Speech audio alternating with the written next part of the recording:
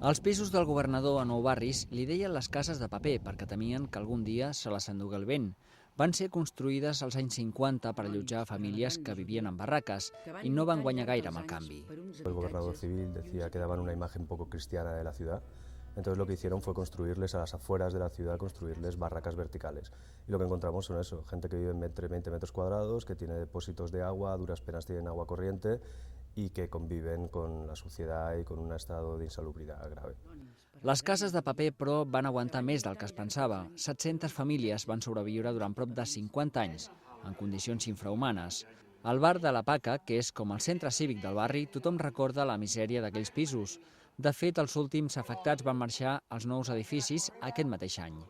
Bueno, pues tenían 25 metros y había familias que vivían pues 5, 6, 7... Que no tenían agua caliente, que no tenían agua de ninguna clase, porque si se duchaba uno ya no se podía duchar el otro, si ponías la lavadora ya no te podías fregar los platos. A més, la dictadura va imposar un vigilant a cada escala, generalment un guàrdia civil retirat, que actuava com un comissari. Cualquier vigilante podía hacer una inspección nocturna a las 4 de la mañana, meterse en la casa que quisiera con una lista y repasar quién estaba durmiendo allí. Si él considerava que havia alguna irregularidad, los podía echar a la calle en ese mismo momento. Als anys 90 es va posar en marxa el reallotjament dels veïns del governador, que ha durat més d'una dècada. Viure en un pis de 70 metres quadrats significa, per a moltes famílies, recuperar la dignitat. Antes, si venía un médico, era vergonzoso de que viniera a estas escaleras. Si se casaba alguien, era vergonzoso de que saliera la boda de la casa de uno. Y ahora, pues, una cosa normal, ahora sí.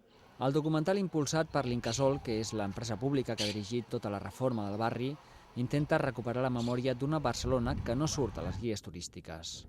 Que interesa siempre insistir en la imagen de Barcelona cosmopolita. Barcelona es cosmopolita, pero es mucho más que cosmopolita.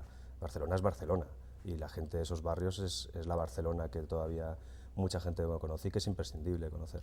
Les cases de paper, però, encara no són història. Allà, entre runes i miralls trencats, encara sobreviuen 3 famílies que resisteixen a marxar de casa.